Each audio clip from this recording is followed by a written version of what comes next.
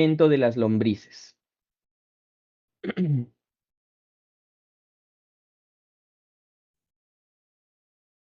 Bien, muchas veces desde niños nos han enseñado que el alimento de las lombrices, ¿cuál es?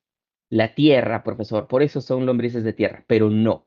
Lo que las lombrices comen o ingieren viene a ser la llamada o los llamados detritos que están particulados o en forma de partículas en la Tierra como tal. Bien, estos detritos o materia orgánica muy pequeña que aún está en pequeñas partículas ingresan por la boca para continuar su viaje a través de la faringe, el esófago y llegando a la cavidad digestiva. Esta cavidad digestiva se divide en dos zonas. En primer lugar, hablamos del buche. Bien, el buche, señores, no es nada más que una zona del estómago o una cavidad como tal que solo tiene una única función: almacenar el alimento y humedecerlo. Nada más. Bien, este alimento, estos detritos, se almacenan en el buche y poco a poco van pasando hacia el verdadero estómago de las que vienen a ser las lombrices de tierra o los anelios. Hablamos de la molleja. La molleja es un órgano muscular y también glandular. Muscular va a tener un músculo estriado, esquelético como tal, que se va a contraer constantemente y con estas violentas contracciones va a moler el alimento. En el caso de estas lombrices, además de tener este tejido muscular para la contracción y molienda del alimento, vamos a tener que además de eso va a seguir humedeciendo y comienza a secretar las primeras enzimas digestivas. Pero estas enzimas digestivas no digieren por completo al alimento, sino que pasa el alimento semidigerido hacia lo que viene a ser el intestino. En la primera porción de este intestino se termina con la digestión, se secretan más enzimas digestivas para terminar con la digestión o la conversión de alimento en nutriente. Y en el resto del intestino delgado como tal, se procede a la absorción de esos nutrientes. Los desechos después serán eliminados a través del ano. Bien, lo importante en los anélidos, la aparición de la llamada molleja. Su función, netamente hablaremos de la digestión física o el rompimiento físico del alimento. Y comienza también con parte de la digestión química o la acción de las enzimas digestivas. ¿Dónde se termina la digestión química? Ahora sí hablamos netamente del órgano conocido como en la primera porción del intestino. Bien, en ello solo hablamos de un intestino, nada más. Bien, en lo que respecta a los caracoles o hablaremos de los moluscos como tal, vamos a tener que la principal característica de los moluscos, de los caracoles, es la presencia de una boca o de una estructura en la boca muy especial. A esta estructura la llamaremos la rádula. La rádula, señores, es una estructura muscular poderosa, pero que además está revestida con una serie de pequeños dientes de quitina. Bien, unos dientes quitinosos que les sirven a estos caracoles para raspar su alimento. A este proceso lo conocemos como el ramoneo. Bien, raspan el alimento y mediante estos dientes quitinosos lo rompen, lo particulan, lo hacen pequeñas partículas y este alimento ingresa hacia el sistema digestivo como tal, que como verán, casi todos los sistemas digestivos tienen las mismas estructuras: una boca, un esófago. Hablamos también del buche. ¿Cuál es la función del buche? Almacenar el alimento por un tiempo. Una vez que se almacenó, el alimento ingresa hacia el verdadero estómago. Aquí en los caracoles sí hablamos de un estómago como tal. Profesor, ¿por qué no hablamos como molleja? ¿Cuál era la función de la molleja? Partir el alimento gracias a la contracción muscular. Pero como aquí ya partí el alimento con mi rádula, directamente ingresan los alimentos hacia el estómago, donde se lleva a cabo la digestión química. Profesor, ¿por qué se lleva a cabo ahí? Porque los caracoles son los primeros organismos en desarrollar las llamadas glándulas digestivas. En este caso, hablamos de una sola glándula que une las funciones del hígado y del páncreas. En ese sentido, ¿cómo lo llamamos? El hepatopáncreas. Bien. Ahora, este hepatopáncreas como tal va a secretar hacia el estómago las enzimas digestivas y aquí se termina con la digestión. Bien, ya convertí a lo que viene a ser, ay, disculpen jóvenes, ya convertí a lo que viene a ser mi alimento en nutriente. Esos nutrientes pasan a través del intestino, se realiza la absorción de los nutrientes y los desechos se eliminan a través del ano. Bien, ¿queda claro, jóvenes? Esta es una imagen de cómo es más o menos una rádula, señores. Si ustedes pueden ver, es una estructura con pequeños dientes en abundancia, unos dientes quitinosos como tal. Bien, que le sirven a este animal, como ya indicamos, para raspar el alimento. Ahora, continuando con los tipos de digestión en los invertebrados como tal, hablaremos de la digestión en los insectos. Bien, denme un momento. Ahora sí. En el caso de los insectos como tal, señores, vamos a tener que tienen casi la misma distribución de los órganos o del sistema digestivo que ya hemos ido viendo en los otros organismos. ¿Tienen una boca? Sí. Esta boca en los insectos sufre múltiples variaciones. Existirán bocas especializadas en cortar, por lo que tienen estructuras afiladas. También existirán bocas especializadas en picar, por ejemplo, por lo que tienen una estructura conocida como estilete para, de esa forma, inyectar sus productos y alimentarse.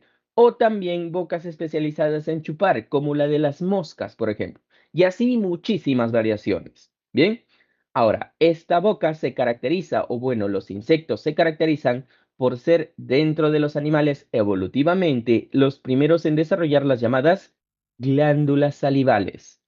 Estas glándulas salivales se encargan de que el alimento se humedezca mediante la saliva. Bien, esto va a ayudar a que el alimento ya llegue húmedo ¿hacia dónde? Hacia el buche. El buche, señores, es el inicio netamente del aparato digestivo.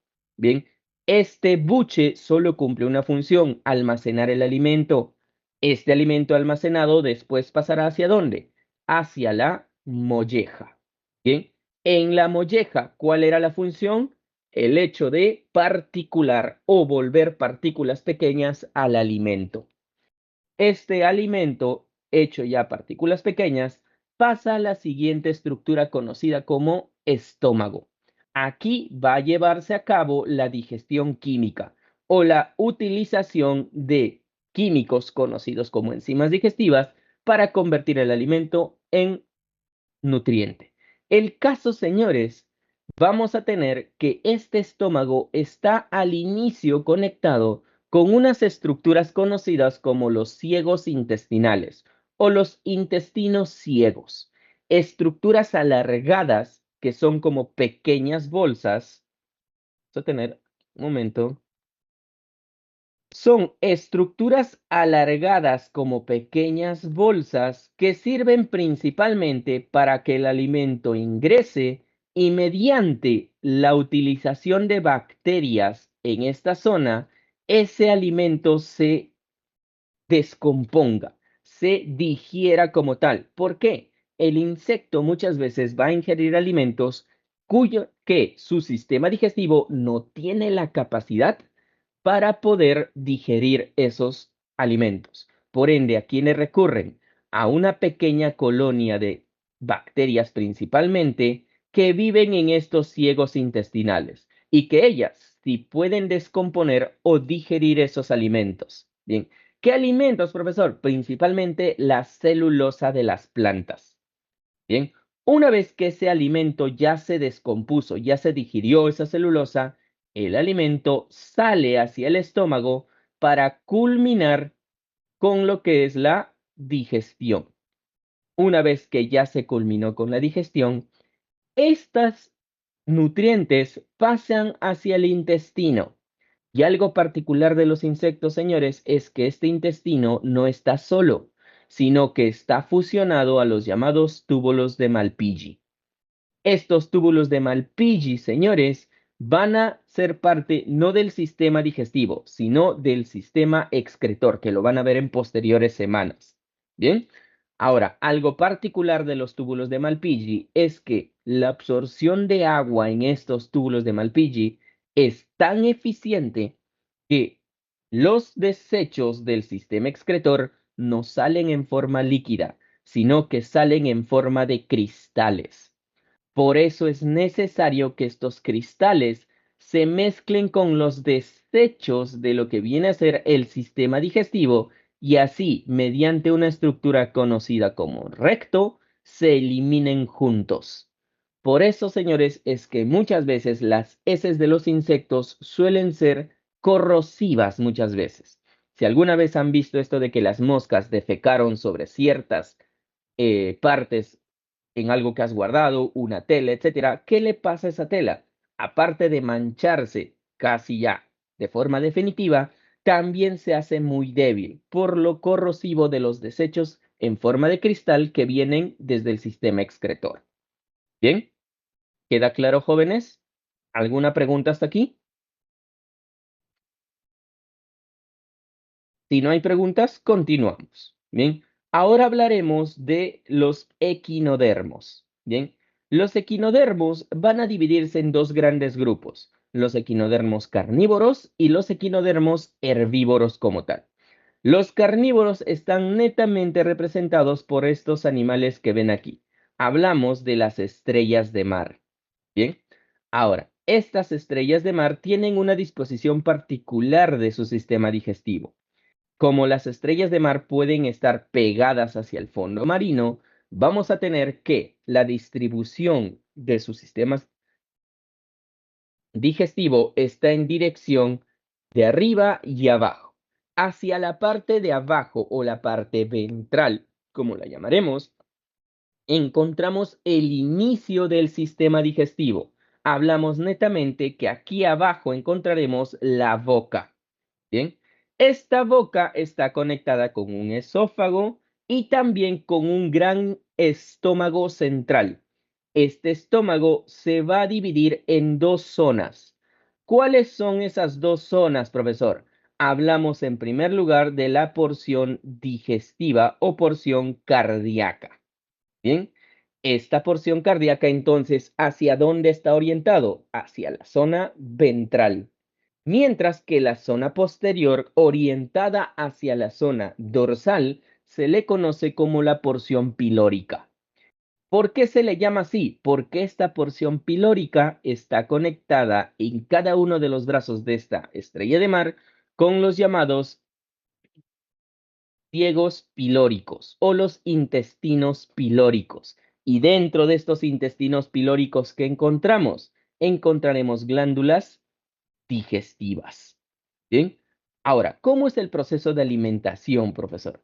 Vamos a tener que cuando este animalito, esta estrella de mar, encuentra su alimento como tal, va a proceder a posarse por encima de este alimento y la parte digestiva del estómago es eversible, que significa que puede salir de su cuerpo. Se expande de forma eversible y coge al alimento y mediante contracciones musculares va a proceder a particularlo o a romperlo, a arrancarle partes a este alimento, para que así con esas mismas contracciones ese alimento se muela, haya una digestión física como tal e ingrese hacia la segunda porción de este estómago. Hablamos de la porción pilórica. Una vez que ingresa a esta porción pilórica, se realiza la digestión como tal. El alimento se digiere e ingresa también en parte hacia lo que vienen a ser el intestino pilórico o los ciegos pilóricos, para que ahí se termine la digestión con ayuda de las glándulas digestivas. Una vez que se terminó esta digestión, ya convertía el alimento en nutriente. En este mismo intestino pilórico se va a realizar la absorción de los nutrientes. Los desechos son eliminados a través de una pequeña estructura conocida como ciego rectal, que se conecta con el ano en la llamada placa del madreporito o placa madrepórica. Bien, ahora, Esto, como ya dijimos, es netamente correspondiente a los organismos carnívoros. ¿Qué pasa con los herbívoros? Hablamos de los erizos de mar. Bien, estos erizos de mar, señores, son unos organismos que están por lo general pegados al fondo marino. ¿Por qué? Van a aprovechar el movimiento de unas pequeñas estructuras conocidas como pies ambulacrales para moverse por el fondo marino y así ir raspando las algas que están pegadas a las rocas o al fondo marino. Bien, a ese proceso, ¿cómo lo llamamos? Lo vamos a llamar ramoneo. Ahora, este ramoneo o este raspado se da gracias principalmente a una estructura esencial en ellos. Una estructura que son como pequeños dientes quitinosos conocidos como o conocido como la linterna de Aristóteles. Bien, esta se mueve constantemente para raspar el alimento y una vez raspado ingrese al sistema digestivo, se realice la digestión como tal en el estómago, en lo que viene a ser la absorción en el intestino, la formación de los desechos y los desechos sean eliminados a través del ano. La parte importante entonces, lo que van a preguntar muchas veces acerca de estos equinodermos es, en el caso de los equinodermos carnívoros, ¿cuál es la característica principal? La presencia de un estómago dividido en dos porciones, el extremo cardíaco que es eversible y la pilórica donde se realiza la digestión.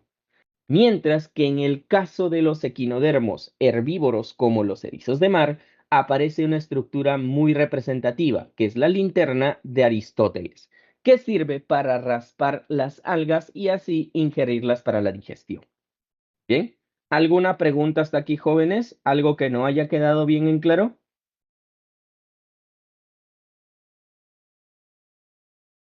Si no hay preguntas, continuamos. Ahora hablaremos de la digestión en serpientes. Esta es una digestión particular.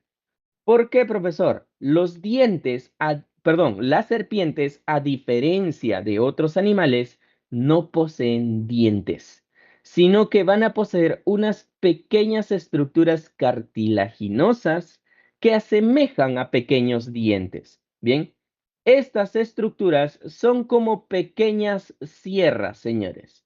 Bien, vamos a tratar de dibujarlos. Uy, salió mal, pero son como pequeñas sierras orientadas hacia dentro del animal.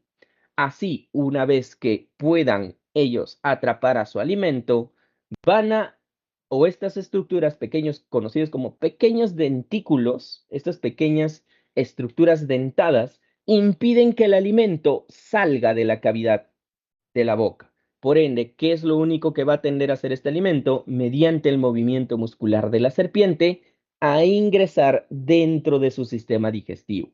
Para ayudar a ese proceso, ¿qué es lo que poseen las serpientes muchas veces?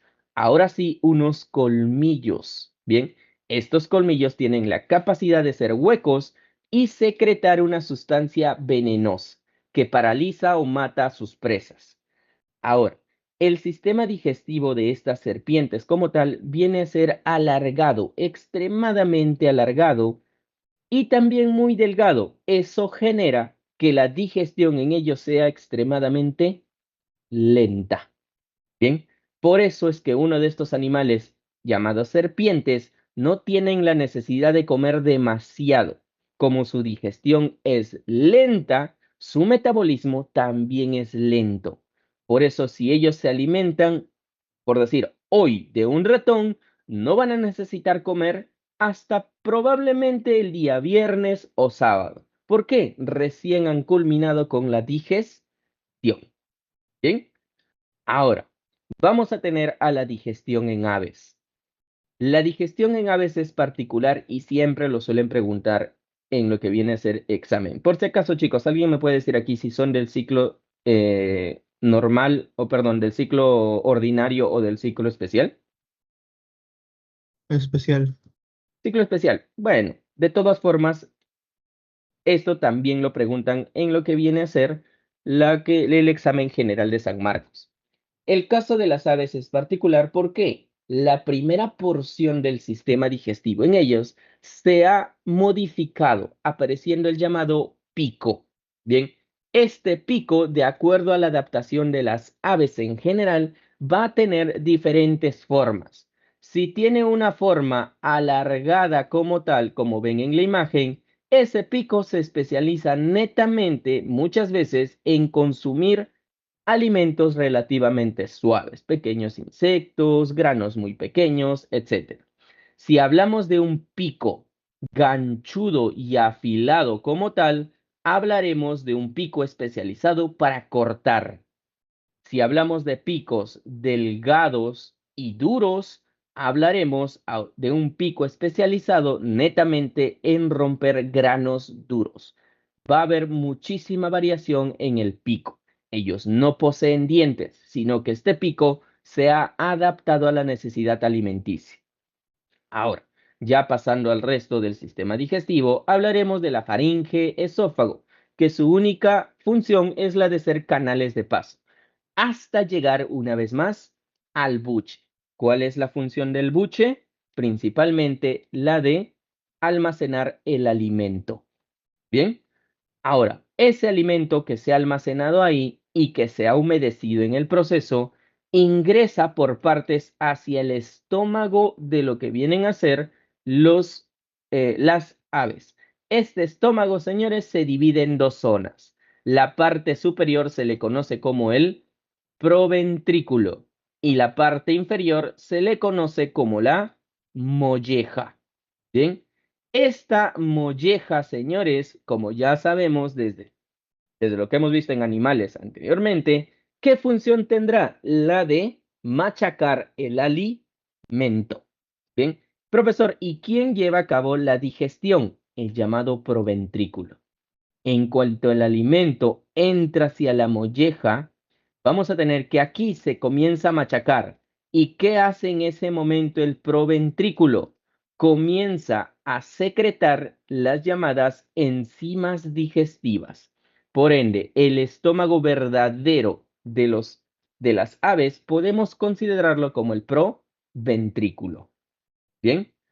Ahora, algo importante, señores, es que una vez que se ha digerido parcialmente, aún no se ha terminado la digestión, tanto gracias al proventrículo y a la molleja, vamos a tener que ese alimento aún ingresa hacia la primera porción del intestino delgado. En este intestino delgado encontraremos la unión de dos glándulas. Ahora recién vamos a ver la separación de las glándulas digestivas. Por un lado aparece el hígado y por otro el páncreas. Bien, estas secretan sustancias para terminar con la digestión que posteriormente sale o bueno, el alimento ya digerido, convertido en nutrientes, pasa a través del resto del intestino delgado, se absorben los nutrientes y los desechos van al intestino grueso que se unen a través de una estructura conocida como cloaca. La cloaca en las aves, señores, está principalmente formada o se forma gracias a la unión de tres sistemas. Hablamos en primer lugar del sistema digestivo, también encontramos aquí al sistema excretor y también encontramos al sistema reproductor. Bien, estos tres sistemas se fusionan a nivel de la cloaca. Por eso, señores, si ustedes han tenido aves en su casa o han observado algún ave, las deposiciones o las heces de las aves casi siempre, por no decir siempre, son del tipo líquido, porque el sistema digestivo mezcló sus desechos ¿con quién? Con el sistema excretor, ¿bien? Formando así una deposición netamente líquida. Ahora, profesor, ¿y qué hay del sistema reproductor? A través de esta gran cavidad conocida como cloaca, salen los huevos de las aves, que ya van a estudiar eso posteriormente en la clase de reproducción, no se preocupen. Bien, salen los huevos y son puestos en el exterior a través de la cloaca. Por eso es necesario, señores, que muchas veces tengamos cuidado con los huevos que estamos comiendo. Hay que tratar muy bien los huevos. ¿Por qué? Ese huevo está saliendo por una cavidad donde abundan bacterias que vienen de los desechos del sistema digestivo y también del sistema excretor. Por ende, sus huevos pueden llegar a contaminar los alimentos si no tienen un tratamiento adecuado. ¿Bien? Bien, jóvenes. Continuamos y ahora vemos la digestión en los peces. En los peces casi no hay tanta diferencia. Aparecen casi las mismas estructuras que en las aves, que en las serpientes y que en los mamíferos.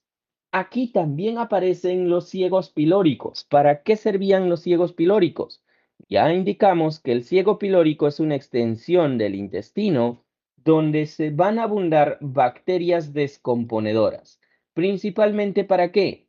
Para de esa forma digerir a lo que vienen a ser los alimentos que como animales no podemos digerir. ¿De qué alimentos hablamos? Netamente de la celulosa. Profesor, ¿las plantas consumen celulosa? Claro que sí, con el llamado fitoplancton, con las algas como tal. Ellas van a ser digeridas en los ciegos pilóricos. Quizás la principal variación, señores, en lo que respecta a lo que viene a ser los peces es la gran variedad en la dieta. Tendremos peces que son hematófagos hasta los peces carnívoros. Esta estructura o este animal que ven aquí, señores, es un pez conocido como lamprea marino. Esta lamprea es netamente hematófaga.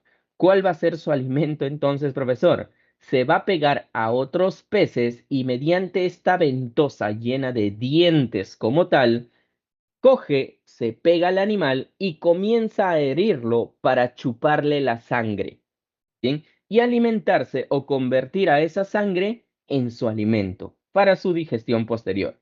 También hablaremos de los tiburones.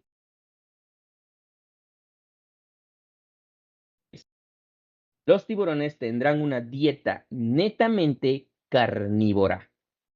¿Bien?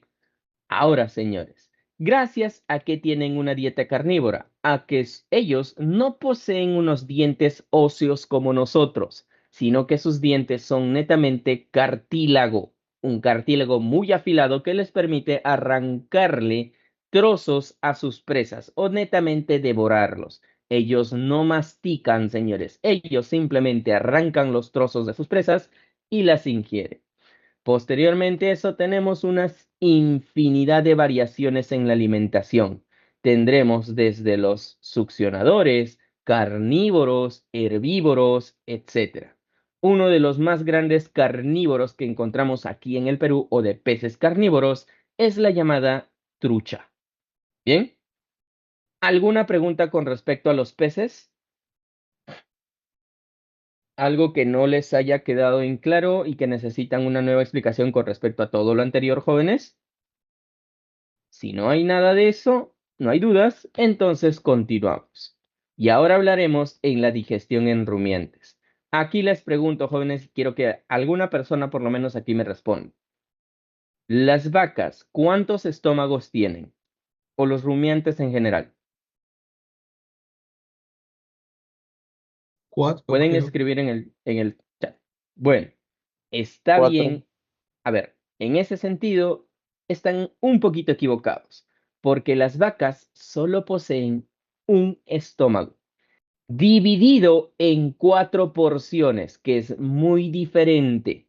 Bien, o en general, los rumiantes tienen un solo estómago dividido en cuatro porciones, para que quede bien en claro esa parte.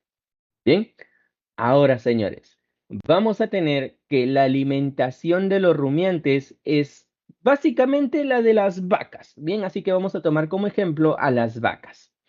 Este tipo de alimentación, señores, es casi netamente herbívoro, por lo cual van a ingerir grandes cantidades de vegetales, de plantas como tal. Ahora, yo les pregunto, nosotros los animales en general, ¿tendremos la facilidad de digerir a los vegetales fácilmente? Como tal, no lo podemos hacer. Por eso es que las vacas van a recurrir al llamado rumeo. En primer lugar, en cuanto amanece, las vacas suelen ingerir cantidades inmensas de alimento. Comen y comen, arrancan el alimento y lo ingieren directamente, sin masticarlo. Bien, este alimento que ingresa va a dirigirse hacia A ver, un momento, voy a cambiar el puntero para que se vea bien. Ahora sí. Este alimento ingerido ingresa a través de la boca, el esófago y va a la porción del estómago conocido como rumen o panza. Bien, en este rumen que le vamos a colocar aquí número 1, en este rumen se almacena el alimento. Dentro de este rumen se almacena hasta cuándo, profesor? Hasta que el animal lo llena por completo. Por eso es que muchas veces las vacas en las mañanas comen alimento en abundancia y después, ¿qué pasa? Se echan a dormir. Bien, en ese proceso de estar echadas descansando, tú vas a ver que la vaca hace un movimiento con la mandíbula, hace el llamado rumeo. Bien, ese rumeo como tal se debe a que el alimento presente en el rumen es empujado hacia la segunda porción, conocida como el retículo o bonete. En este retículo o bonete, señores, encontramos gran cantidad de bacterias anaeróbicas capaces de digerir la celulosa de las plantas. Bien, el problema es que este alimento está entero, por ende, esa digestión es incompleta. ¿Qué tengo que hacer entonces con ese alimento? Volverlo pequeñas partículas, señores. ¿Y cómo lo hago? De ese retículo vamos a tener que el alimento es regurgitado hacia la boca. En la boca se da el proceso de rumeo o masticación. Gracias al movimiento continuo de la boca, vamos a tener que el alimento es particulado y una vez que se vuelve pequeñas partículas, ¿a dónde regresa? Regresa ahora sí con la flecha azul. En primer lugar, regresará hacia el retículo. Si ese retículo detecta, o bueno, una vez que está en el retículo, ya está particulado. ¿Qué pasa con las bacterias? Comienzan con la llamada digestión química, que aún no está completa. Por ende, ¿a dónde irá ese alimento? Del retículo va a la tercera porción del estómago. Hablamos del omaso. Bien, este omaso, señores, tiene una serie de membranas, como una especie de libro. Por eso es que lo llamaremos también omaso o libro.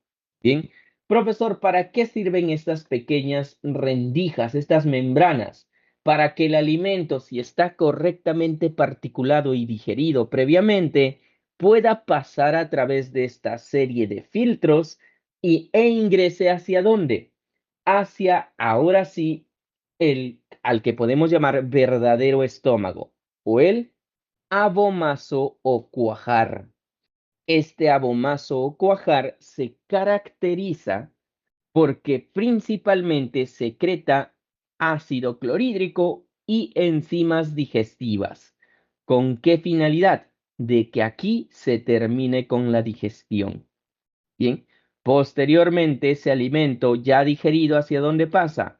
Hacia el intestino delgado para la absorción de lo que vienen a ser los nutrientes y posteriormente hacia el intestino grueso para la eliminación a través del ano de lo que viene a ser las heces o los desechos.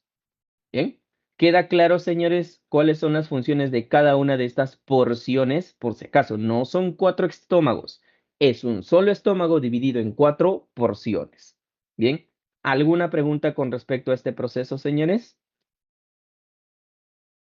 ¿Algo que no les haya quedado en claro?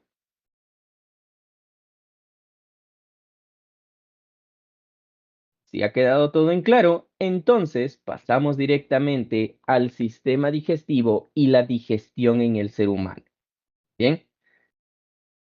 Ahora, la digestión en los seres humanos se divide en 4 grandes procesos. En primer lugar, hablaremos de la ingestión. La ingestión nada más se conoce como el proceso netamente de la introducción de los alimentos hacia el tracto digestivo. Bien, ahora, profesor, ahí veo que el segundo proceso como digestión también abarca la primera parte. Sí, el proceso de ingestión va a tener un proceso llamado deglución. Pero previo a esa deglución, en la boca del ser humano tendremos nosotros varias estructuras encargadas de la llamada digestión física o digestión motriz. ¿Cómo es eso? Vamos a romper el alimento en pequeñas porciones de alimento sin iniciar la digestión aún. ¿Gracias a qué estructuras iniciamos eso? En la boca, gracias a los dientes y también a la lengua. Bien, ahora, también aquí vemos el inicio de la digestión química, gracias a la saliva y la milasa salival, que vamos a verlo esto posteriormente. Ahora, ¿dónde se lleva a cabo netamente la digestión? En las dos otras porciones, conocidas como estómago e intestino delgado. ¿En qué porción del intestino delgado? En el duodeno netamente. Bien, ahora, una vez ya digerido el alimento, vamos a tener que este alimento o esos nutrientes, ahora ya hablamos de nutrientes, tienen que ser absorbidos por mi organismo. ¿Quién realiza esa absorción? El resto del intestino delgado o las otras dos porciones del intestino delgado conocidas como yeyuno e ileón. A ese proceso lo conoceremos como absorción. Yo ya absorbí todo lo que me sirve, o sea, ya absorbí todo lo necesario. Lo que no me necesito, ¿qué tengo que hacer? Eliminarlo. Envío esos desechos hacia el intestino grueso, también llamado colon, para que de esa forma este sí, reabsorba el agua que se encuentra en los desechos y posteriormente los elimine a través del ano. Bien, a ese último proceso lo llamaremos egestión. Bien, recuerden los cuatro grandes procesos de la digestión en humanos. La ingestión o la entrada de alimentos, digestión netamente o conversión del alimento en nutriente. Posteriormente, los nutrientes se tienen que absorber mediante la absorción y los desechos se eliminarán mediante la egestión. Bien, ¿alguna pregunta, jóvenes? ¿Algo que no haya quedado bien en claro? Si no hay preguntas, comenzamos con cada una de las partes del sistema digestivo. Vamos a ir hasta donde nos alcance, bien, jóvenes.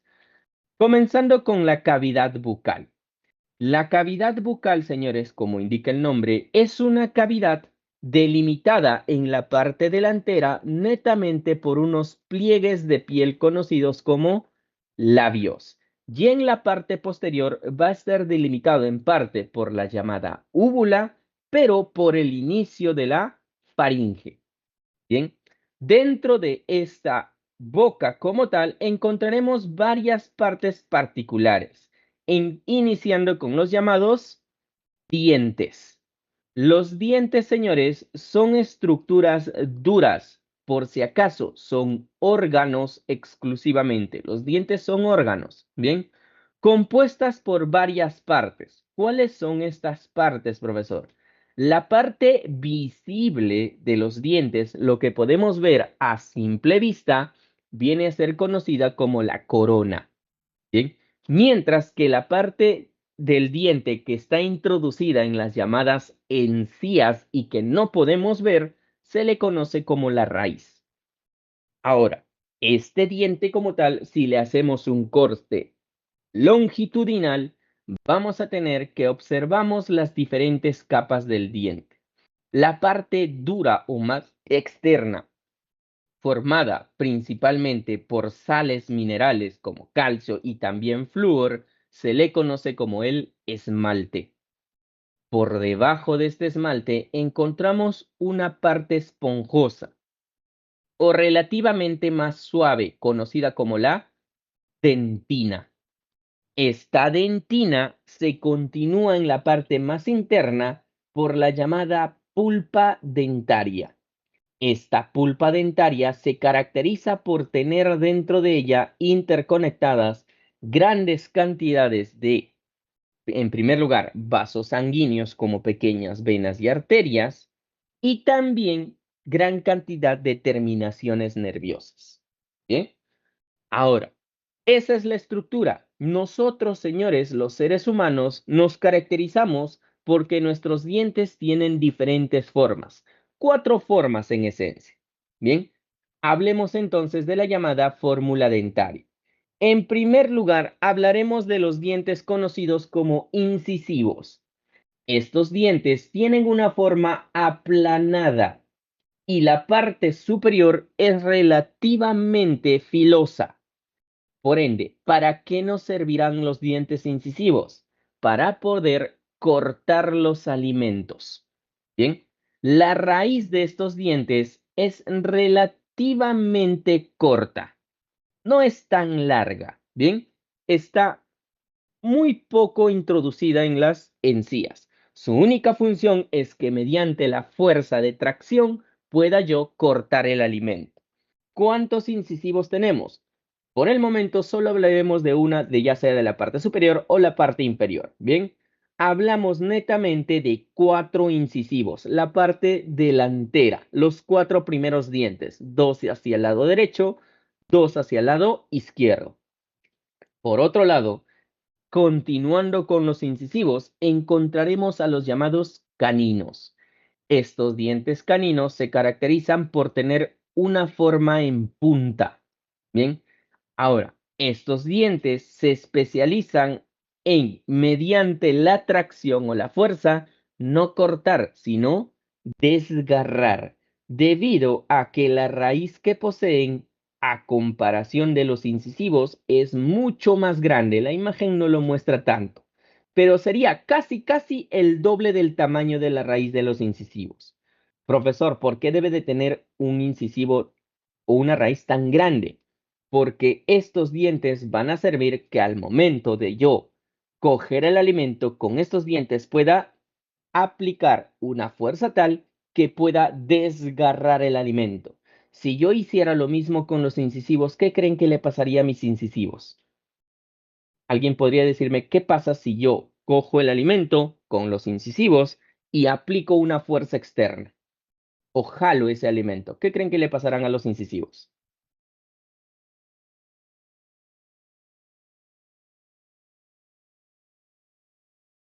Como tal, no tienen una raíz profunda. Los incisivos se arrancarían.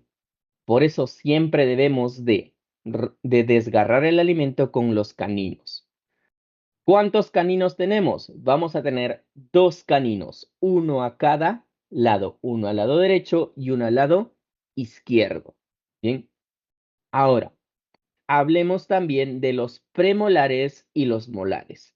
Estos se caracterizan netamente porque su única función, o bueno, la forma de su corona es achatada y expandida, con la finalidad de ser una especie de mortero o un lugar donde se puedan moler los alimentos. Bien, y esa es la función de ambas estructuras, tanto de los premolares como de los molares. Bien. En el primer caso, los premolares se caracterizan por tener una raíz bífida o una raíz dividida en dos principalmente, mientras que en el caso de los molares, esa raíz está dividida en 3 o hasta inclusive en 4 porciones, ¿bien? Lo cual garantiza que estos dientes rara vez se desprendan debido a que están altamente enraizados. Por ende, señores, yo les pregunto, ¿lo que ven en las películas será cierto? De que cuando alguien lo golpean en el rostro, ¿cuáles son los primeros dientes en salir volando? ¿Alguien podría decirme eso?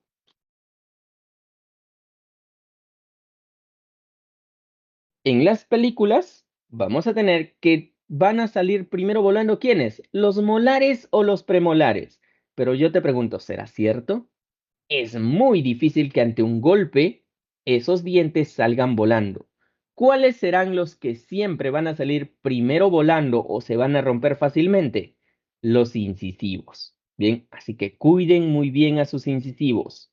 Bien, ahora tendremos que los premolares vamos a tener a 4 de ellos, 2 hacia cada lado de los dientes. Bien, 2 al lado derecho y 2 al lado izquierdo.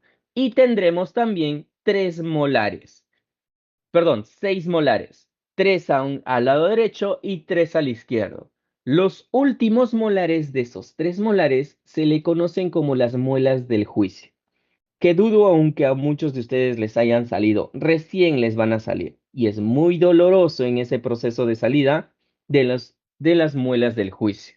Bien, esas muelas por lo general no tienen una función clara, debido a que la estructura de mordida que tenemos hoy en día sirve netamente para moler, pero esos molares ya no se conectan entre sí o no se pegan entre sí. Por eso hablamos que los dientes del juicio son los llamados, o las muelas del juicio son las llamadas muelas vestigiales, que no nos sirven y que muchas veces la gente opta por extraerlos si trae problemas a ellos, si les conlleva problemas dentales. Bien, ahora hablaremos de la lengua. La lengua, señores, es un órgano muscular, uno de los músculos más fuertes del cuerpo humano, porque está en constante movimiento. ¿Cuáles son sus funciones? Uno, ayudar al movimiento del alimento desde la boca hacia la parte posterior o ayudar a la deglución. Además de que este órgano muscular está revestido netamente por un tipo de epitelio especial. Hablamos del epitelio sensorial con las llamadas papilas gustativas. Bien, estas papilas gustativas, ¿para qué les servirán, profesor? ¿O para qué sirven netamente? Van a servir netamente para la o el reconocimiento de un estímulo conocido como el sabor. Bien, y aquí en esta imagen tienen los lugares donde se siente el sabor. Principalmente el dulce va a sentirse en la zona delantera, en la punta de la lengua. Bien, ahora el salado se siente por detrás de la zona dulce hacia los laterales de la lengua. Ahí se siente de forma principal. Posteriormente o más atrás de la zona salada se siente el sabor ácido. Bien, y ya hacia la parte más posterior de la lengua o al extremo posterior que está muy cerca a la faringe como tal, se siente el sabor amargo.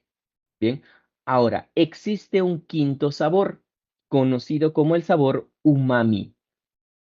¿Alguno de ustedes puede indicarme qué es el sabor umami?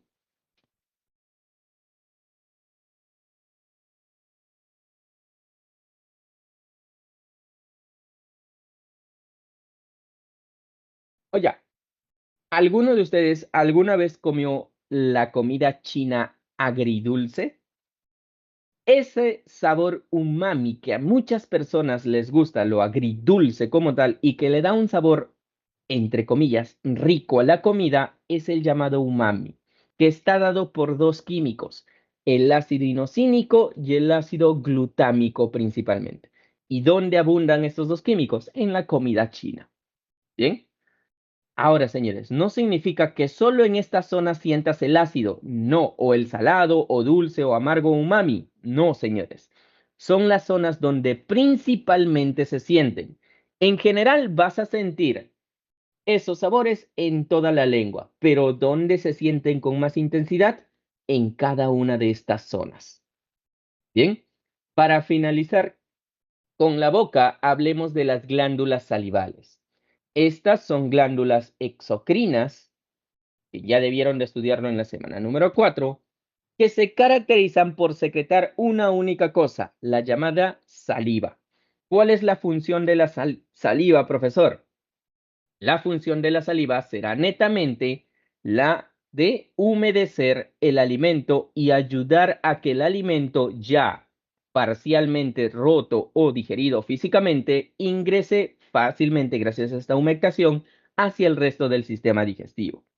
Tendremos 3 tipos de glándulas. En primer lugar, hablamos de las glándulas parótidas. Estas glándulas parótidas se encuentran hacia esta zona del rostro principalmente, o hacia los laterales del rostro por delante de la lengua. Bien, los conductos de salida de las glándulas parótidas se le conocen como el conducto de Stenone. Ahora, también tendremos otro tipo de glándula. Aquí, disculpen, ha habido un error, aquí se debe de cambiar. En primer lugar, tendremos a la glándula submandibular. Bien, ¿qué significa? Es una glándula que se encuentra por debajo de la mandíbula hacia la parte interior. Bien, esa glándula submandibular tiene un conducto de salida conocida como el conducto de Wharton. Ahora, ya para ir finalizando esta parte, hablamos también de la glándula sublingual o una glándula que se encuentra netamente por debajo de la lengua. Bien, ¿cuál será su conducto de salida? Rivinus. Ahora, profesor, ¿yo puedo ver alguno de estos conductos fácilmente? Sí. Si tú hoy en tu casa vas al espejo y levantas la lengua, vas a ver que en la base hay un par de pequeños agujeritos. Cuando tú levantas la lengua, en algunos casos, quizá no en todos, esos agujeritos van a soltar un chorrito de saliva, que es normal, jóvenes. ¿Bien? ¿Por qué? Al levantar la lengua, estás estimulando a las glándulas sublinguales y eliminan a través de revinus, que son esos dos pequeños agujeros, la saliva como tal. Ahora, vamos a tener que la saliva no solo sirve para humectar o humedecer el alimento, sino que también servirá para iniciar la digestión de los almidones o de los azúcares mediante la enzima conocida como amilasa salival.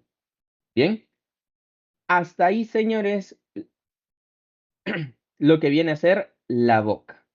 Ahora, en lo que respecta a faringe y esófago, no hay tanto que indicar. ¿Cuál será la única función tanto de faringe y esófago? Las funciones de faringe y esófago netamente son la de ser un canal de conducto para los alimentos. Bien, ahora, en lo que respecta a faringe, el movimiento del alimento, ¿quién lo apoya? Ya indicamos que viene a ser la lengua. Bien, es esta lengua la que empuja el alimento ya previamente digerido mecánicamente en la boca y también parcialmente gracias a la amilasa salival y la empuja hacia la faringe.